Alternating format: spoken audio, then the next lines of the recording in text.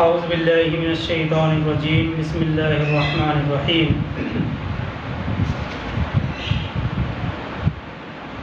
سورہ اعراف آیت نمبر 51۔ اللہ تعالیٰ فرماتے ہیں الذین اتخذوا دینہم لہوا ولعبا وغرتہم الحیاۃ الدنیا فالیوم ننساہم کما نسوا لقاء یومہم ھذا۔ سورہ اعراف آیت نمبر 51۔ اللہ تعالیٰ فرماتے ہیں الذین اتخذوا دینہم لہوا ولعبا وغرتہم الحیاۃ الدنیا، ان کے لیے جنہوں نے اپنے دین کو تماشا اور کھیل بنا لیا تھا اور انہیں دنیا کی زندگی نے دھوکے میں مبتلا کر دیا تھا۔ فَالْيَوْمَ نَنْسَاهُمْ كَمَا نَسُوا لِقَاءَ يَوْمِهِمْ هَذَا، لہٰذا آج کے دن ہم بھی انہیں نظر انداز کر دیں گے جیسا کہ انہوں نے اس دن کی ملاقات کو بھلا دیا تھا، جیسا کہ انہوں نے اس دن کی ملاقات کو بھلا رکھا تھا۔ فَالْيَوْمَ نَنْسَاهُمْ كَمَا نَسُوا لِقَاءَ يَوْمِهِمْ هَذَا، لہٰذا آج کے دن ہم بھی انہیں نظر انداز کر دیں گے جیسا کہ انہوں نے اس دن کی ملاقات کو بھلا دیا تھا۔ یہ اہل جہنم کا تذکرہ ہے اور یہ اس سے پہلے ہی شروع ہو چکا تھا آیت نمبر 50 سے۔ اللہ تعالیٰ فرماتے ہیں فَالْيَوْمَ نَنْسَاهُمْ كَمَا نَسُوا لِقَاءَ يَوْمِهِمْ هَذَا، کہ انہوں نے اپنے دین کو تماشا اور کھیل بنا دیا تھا اور انہیں دنیا کی زندگی نے دھوکے میں مبتلا کر دیا تھا، لہٰذا آج کے دن ہم بھی انہیں نظر انداز کر دیں گے جیسا کہ انہوں نے اس دن کی ملاقات کو بھلا رکھا تھا۔ دیکھیے آیت میں ننساہم کا لفظ استعمال کیا گیا ہے، یعنی نسیان کا لفظ لایا گیا ہے۔ اس کے ایک معنی تو ہیں بھول جانا، جبکہ اس کے دوسرے ایک اور معنی یہ بھی آتے ہیں جان بوجھ کر نظر انداز کر دینا۔ ایک معنی تو جو مشہور ہیں بھول جانا، دوسرے اس کے معنی یہ بھی آتے ہیں جان بوجھ کر نظر انداز کر دینا۔ دیکھیے یہ اور ایسے ہی دوسرے بیانات جو عالم آخرت سے متعلق ہمیں قرآن مجید نے بتلائے ہیں، اس بات کا یقین دلانے کے لیے کافی ہیں کہ وہاں کی زندگی کے قانون ہماری موجودہ زندگی کے قوانین سے بالکل مختلف ہیں، بالکل الگ ہیں۔ جو وہاں کے قوانین ہیں ہماری موجودہ زندگی کے قوانین سے بالکل مختلف ہیں۔ جس طرح سے جو قرآن مجید کے بیان کرنے کا انداز ہے اور یہ احکامات جو آخرت سے متعلق ہیں، یہ سب کے سب اس بات کا یقین دلانے کے لیے کافی ہیں کہ وہاں کی زندگی کے قوانین ہماری موجودہ زندگی کے قوانین سے بالکل الگ اور مختلف ہیں۔ لیکن وہ لوگ جن کے دماغ اس دنیا کی حدود میں ایسے قید ہیں، وہ لوگ جن کے دماغ اس دنیا کی قید میں اس طرح سے لگے ہوئے ہیں کہ موجودہ زندگی کے علاوہ، یعنی دنیاوی زندگی کے علاوہ کسی دوسری دنیا کا تصور ان کے ذہن میں نہیں آتا، اس دنیا کی حدود میں ایسے قید ہو گئے ہیں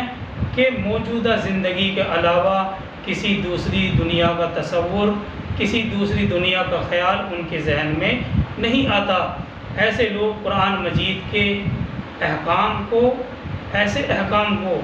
بڑے اچنبے کی نگاہ سے دیکھتے ہیں۔ جو لوگ اس طرح کے خیالات رکھتے ہیں، جب یہ احکامات ان کے سامنے آتے ہیں تو بڑے اچنبے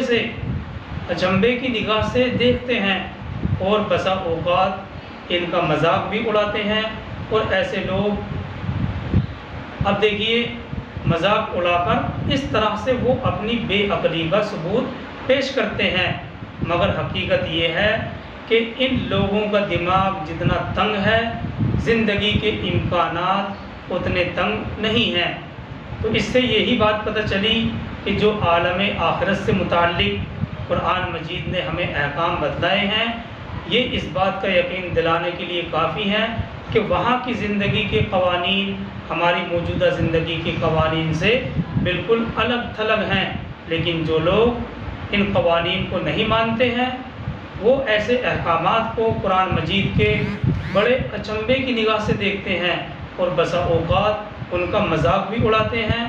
اس طرح وہ اپنی بے عقلی کا ثبوت پیش کرتے ہیں، مگر حقیقت یہ ہے کہ ان لوگوں کا دماغ جتنا تنگ ہے زندگی کے امکانات اتنے تنگ نہیں ہیں۔ آگے چلتے ہیں آیت نمبر 52 کی طرف، اسی مضمون کو اللہ تعالیٰ آگے بڑھاتے ہیں۔ وَلَقَدْ جِئْنَاهُمْ بِكِتَابٍ فَصَّلْنَاهُ عَلَىٰ عِلْمٍ هُدًى وَرَحْمَةً لِقَوْمٍ يُؤْمِنُونَ۔ وَلَقَدْ جِئْنَاهُمْ، یہ آیت 52 ہے۔ وَلَقَدْ جِئْنَاهُمْ بِكِتَابٍ فَصَّلْنَاهُ عَلَىٰ عِلْمٍ هُدًى وَرَحْمَةً لِقَوْمٍ يُؤْمِنُونَ، اور ہم لے آئے ہیں ان کے پاس ایک کتاب جس کی ہم نے پوری تفصیل بیان کر دی ہے، علم کی بنیاد پر ہدایت بھی ہے اور رحمت بھی ہے ان لوگوں کے لیے جو ایمان لے آئے۔ اللہ تعالیٰ فرماتے ہیں وَلَقَدْ جِئْنَاهُمْ بِكِتَابٍ فَصَّلْنَاهُ عَلَىٰ عِلْمٍ هُدًى وَرَحْمَةً لِقَوْمٍ يُؤْمِنُونَ، اور ہم لے آئے ہیں ان کے پاس ایک کتاب جس کی پوری تفصیل پوری وضاحت بیان کر دی ہے، علم کی بنیاد پر ہدایت بھی ہے اور رحمت بھی ہے ان لوگوں کے لیے جو ایمان لے آئے ہیں۔ یعنی یہ قرآن مجید جو اس وقت ہمارے درمیان موجود ہے، اس میں تمام ضروریات کی تفصیل موجود ہیں اور ہر بات کو پوری وضاحت آگاہی سے واضح کر کے کھول کر بیان کر دیا گیا ہے۔ چنانچہ جو اہل ایمان ہے، ایمان والے ہیں، ایمان والے لوگ اس سے خوب نفع حاصل کر رہے ہیں اور ان کو آخرت میں بھی اس کا نفع حاصل ہوگا، لیکن جو متکبرین اور معاندین ہیں انہوں نے اپنے انجام پر غور نہیں کیا، لہٰذا اب آخرت میں پچھتانے سے کیا حاصل ہوتا ہے، آخرت میں افسوس کرنے سے اب کوئی حاصل نہیں ہوتا۔ یعنی اس قرآن مجید میں پوری تفصیل کے ساتھ بتلا دیا گیا ہے کہ حقیقت کیا ہے اور انسان کے لیے دنیاوی زندگی میں کون سا رویہ درست ہے اور صحیح زندگی گزارنے کے بنیادی اصول کیا ہیں، اور یہ تفصیل جو قرآن نے بیان کی ہے یہ صرف قیاسی اور خیالی نہیں ہے بلکہ خالص اللہ کے علم کی بنیاد پر ہے۔ عَلَىٰ عِلْمٍ هُدًى وَرَحْمَةً لِقَوْمٍ يُؤْمِنُونَ، اسی بات کو اس کے اندر بیان کیا گیا ہے کہ یہ جو بنیادی اصول بیان کیے گئے ہیں زندگی گزارنے کے، اور یہ تفصیل جو قرآن مجید نے ہمیں دی ہے یہ صرف قیاسی یا صرف خیالی نہیں ہے بلکہ خالص اللہ کے علم کی بنیاد پر ہے۔ اب دیکھیے آیت کریمہ کے اندر جو یہ بات کہی گئی ہے اس آیت یعنی 52 میں کہ رحمت اور ہدایت ہے مومنین کے لیے، یہ بڑی اہم ہے۔ مطلب یہ ہے کہ اول تو اس کتاب کے مضامین اور احکام ہی اس قدر صاف اور اس قدر واضح ہیں کہ آدمی اگر ان پر غور کر لے تو اس کے سامنے راہ حق کھل جاتا ہے، سیدھا راستہ کھل جاتا ہے۔ پھر مزید یہ کہ جو لوگ اس کتاب کو مانتے ہیں، اس کتاب پر ایمان رکھتے ہیں، ان کی زندگی میں اس بات کا مشاہدہ بھی کیا جا سکتا ہے کہ یہ انسان کی کیسی رہنمائی کرتی ہے، یہ کتاب انسان کی کس قدر رہنمائی کرتی ہے، اور یہ کتاب کتنی بڑی رحمت ہے کہ اس قرآن کا اثر قبول کرتے ہی جیسے ہی کوئی شخص اس کتاب کا اثر قبول کرتا ہے، اثر قبول کرتے ہی انسان کی ذہنیت، اس کے اخلاق اور اس کی سیرت میں بہترین انقلاب اور بدلاؤ پیدا ہو جاتا ہے۔ یعنی یہ اشارہ ہے، یہ اشارہ کیا گیا ہے اس بات کی طرف اور اس حیرت انگیز اثر کی طرف جو اس کتاب پر ایمان لانے کے بعد صحابہ اکرام کی زندگیوں میں پیدا ہو گیا تھا۔ جیسے ہی انہوں نے اس کتاب کا اثر قبول کیا